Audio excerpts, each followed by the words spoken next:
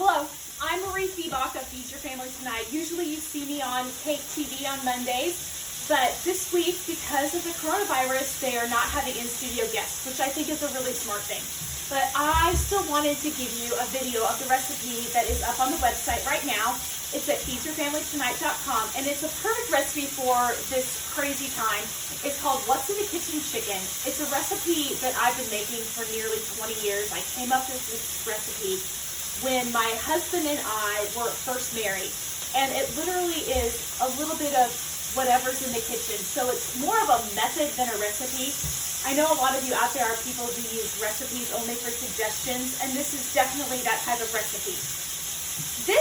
What I have here is some chicken cooking. If you don't have a splatter guard, this is one of those pieces of kitchen equipment that is really kind of handy, and it can save you a lot of cleanup.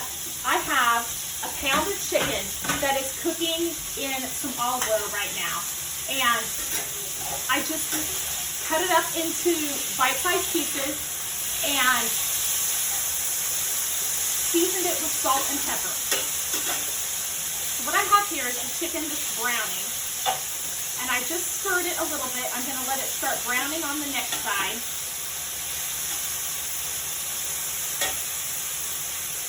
And while it continues to brown, I'm going to keep the splatter guard on it so I don't get so much grease all over my chicken. What's in the Kitchen Chicken basically takes any kind of chicken. I'm using boneless, skinless chicken breast here. I have done it with bone-in pieces. I have done it with pre-cooked chicken. If you're starting with pre-cooked chicken, you will start when we do the next step. You'll just heat that chicken up in the oil, and then you're going to add the next thing. You're going to add some type of a tomato product. Today I'm using canned crushed tomatoes. I have done it with diced tomatoes. You can even use a jar of pasta sauce. If you use a jar of pasta sauce, you're going to adjust your seasonings a bit, and I'll talk about that as we go. Or just plain and simple tomato sauce. Now, these size of cans are a little bit different. Basically, you're going to want about 24 to 28 ounces of sauce total, depending on what you have. This pasta jar sauce is 25 ounces. The crushed tomatoes are 28 ounces, so you can kind of adjust. But again, use whatever kind of tomato product that you have.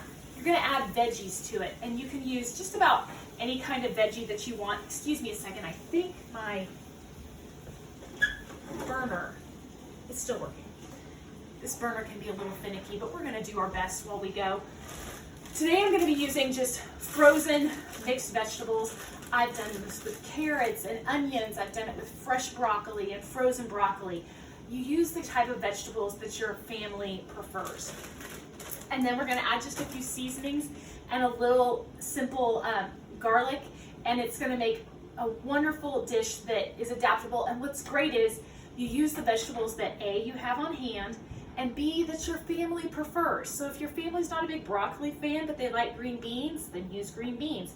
If your family likes mushrooms, you can use mushrooms. It's really kind of more of a method than a recipe. Okay, so I have my chicken here, and it doesn't have to be cooked through at this point. It just needs to be a little bit browned, and my chicken is browned here. I can hear it sizzle. I'm going to adjust my heat a little bit. You can hear it sizzle, and then we're going to add some garlic. Now, I like to add fresh garlic. I have this great cutting board from lazycarpenter.com. It's not sponsored or anything. He's just a friend of mine and makes these great cutting boards. So if you're ever interested in finding a really beautiful cutting board at amazing prices, you can check him out. I crush these garlic cloves just so that they can peel super easily. And then you could mince them with your knife, but I'm kind of lazy myself, and I kind of like to just use my garlic press. And so I just take the garlic cloves and I push them through the garlic press, and then I just scrape it off with the back of my knife. I'm going to get all of these garlic cloves through the garlic press. You don't want to add the garlic right at the beginning because garlic tends to burn easily. If you have some veggies like onions that you want to saute a little bit with that chicken, then I would suggest holding off on the garlic. There's full directions for this, again, at feedyourfamilytonight.com, and you can look for what's in the kitchen chicken, and it'll bring up the recipe. If you're watching this in March of 2020, it should be right at the top of the page. So I've got my last three garlic cloves. These were kind of small, so I did 4. 2 to 3 will work. It depends upon how much garlic your family likes. And again, that's why this is more of a method than a recipe. So I'm adding this garlic, and I'm gonna let it saute a little bit to get just a little bit fragrant for just a minute or two. If I weren't doing this on video, I would probably let it go a little bit more, but I'm gonna move on to the next step of my recipe so you don't have to sit here and watch garlic saute. The next thing you're gonna do is you're going to add your vegetables. And I like to get just a little bit of saute on the vegetables. And again, this burner isn't super hot, but we're getting it there. I can tell by the sound. I do cooking classes, and one thing I teach the people that I do cooking classes with is you want to cook with your ears too. And I can hear from the sound that my pan has cooled down in temperature because my meat isn't sizzling quite as much. But I can see that I have power on it. So I'm hoping we can get it cooking a little bit hotter.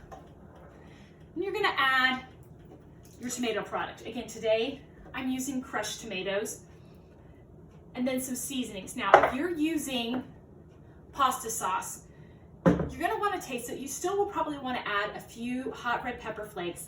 And this is a total personal thing. Like 1/8 of a teaspoon will kind of just round out the flavors. If you add like a full 1/2 of a teaspoon, it's gonna start getting a little bit spicy. I happen to like it a little bit spicy, but my kids do not. So I add close to 1/8 of a teaspoon, and then I add more at the table for myself. So I'm adding about 1/8 of a teaspoon of these hot pepper flakes, and then a teaspoon of dried Italian seasoning. And Italian seasoning is a combination of basil and oregano. There's usually a little bit of marjoram in there, which is a herb that's very similar to oregano but has a slightly different flavor profile. And again, I can start to hear that my pan is heating up again, and this is starting to heat up. We're gonna let this simmer for about 10 minutes till the flavors all kind of meld together and the veggies start to cook through. And then I'm gonna serve it over noodles. It's a super simple and easy recipe that you can use, again, with what you have in the kitchen, hence what's in the kitchen chicken. So thank you so much for joining us. I'm Mariefiebach of feedyourfamilytonight.com. The full recipe is there, and if you have questions, please write them in the comments here or join me in the Feed Your Family Tonight Facebook group. I would love to answer your questions, and I'm always here to help. Take care.